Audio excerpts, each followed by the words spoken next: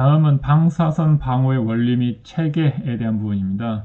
아무래도 방사선 방어의 원리나 체계는 커다랗게 방사능 방제 일반이라고 하고 있긴 하지만 이 형태 자체가 대형 사고를 감안한 거기 때문에 이 비발전 분야에서는 사실 이런 일이 생길 일 자체가 많지가 않습니다. 그래서 뭐 규정이나 사례가 아무래도 발전 분야, 즉 원자력 발전소를 기준으로 설정되어 있다라는 것을 감안하고 들으시길 바랍니다.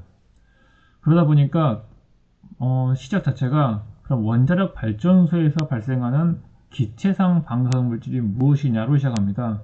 왜 이걸 원자력 발전소로 한정을 지었냐면은 일반적인 개봉선을 쓰는 환경에서는 사용하는 동위원소가 그대로 기체상으로 나옵니다. 너무 당연한 거죠. 아이오다인 131을 쓰는 환경에서는 당연히 아이오다인 131이 기체 상태로 배출될 거고 F18을 쓰는 환경에서는 당연히 F18이 방출되겠죠.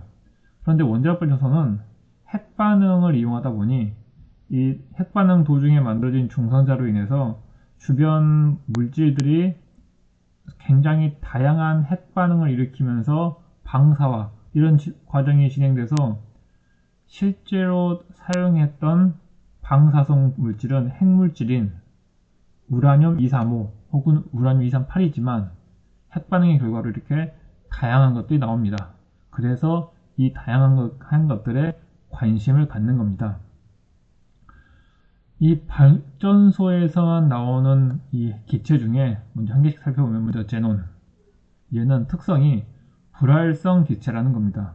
불활성 기체는 최외곽 전자가 8개로 굉장히 화학적으로 안정된 형태이기 때문에 다른 물질과 화학 반응을 거의 하지 않는 혹은 전혀 하지 않는 그런 핵종이 기체 상태로 있기 때문에 불활성 기체라고 부르는 겁니다.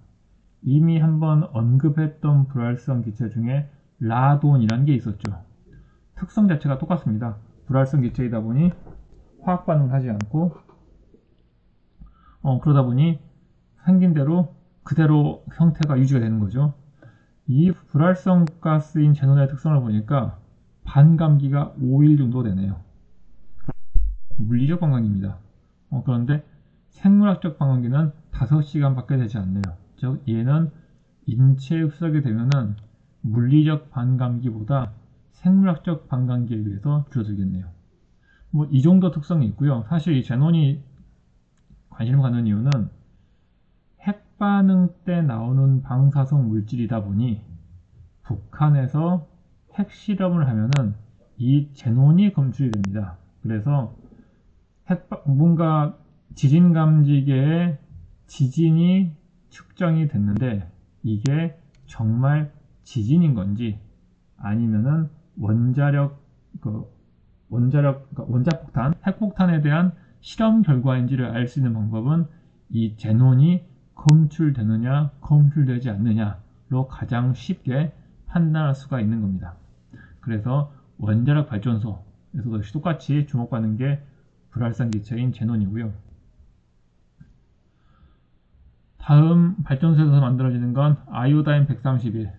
이미 이건 병원에서 많이 쓰고 있기 때문에 갑상선 암 환자 혹은 실효한 환자에 대한 후속 조치로 쓰고 있기 때문에 흔히 많이 들어봤을 겁니다.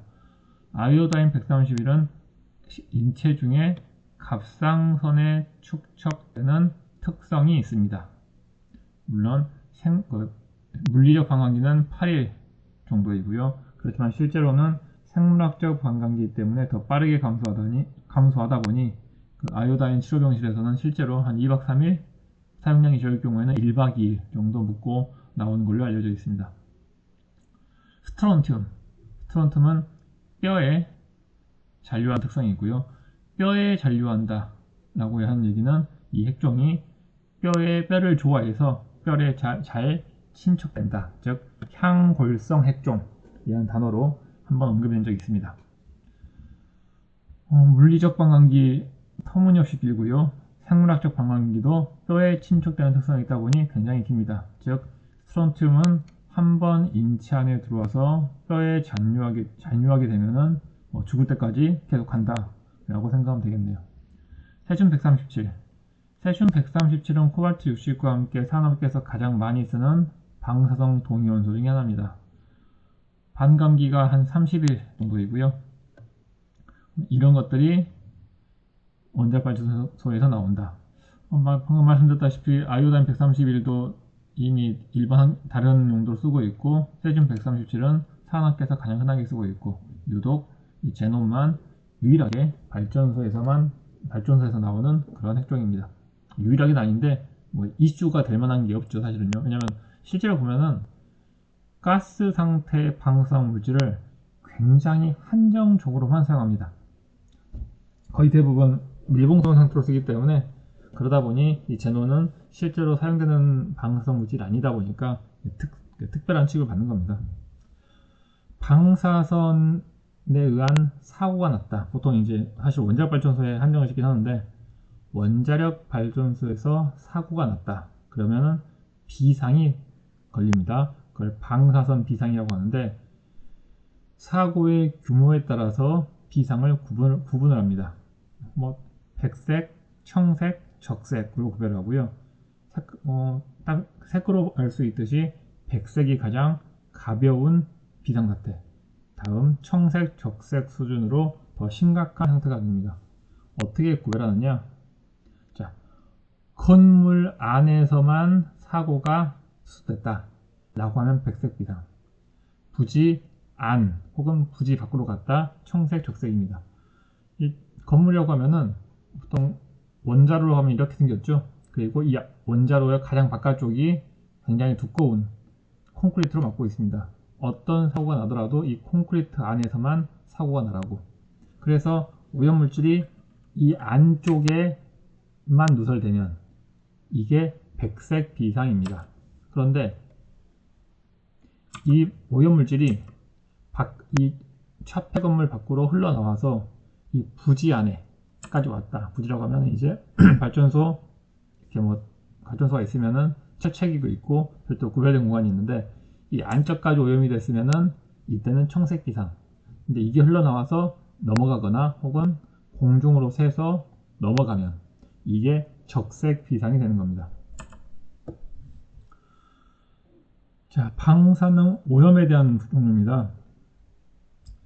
당연히 이거는 그냥 일반적으로 개봉선 사용할 때 뭐 펫센터나 뭐 해부학과 이런 데서 방사능 동위원소를 개봉선을 사용할 때 오염됐다라는 상황을 생각해 보시면 됩니다. 손이나 뭐 머리, 뭐 옷 이런 게 오염되는 외부 오염과 이 방사능 동위원소를 뭐 호흡하거나 음식을 통해 섭취해서 내부 오염이 된 경우가 나누면 되겠죠.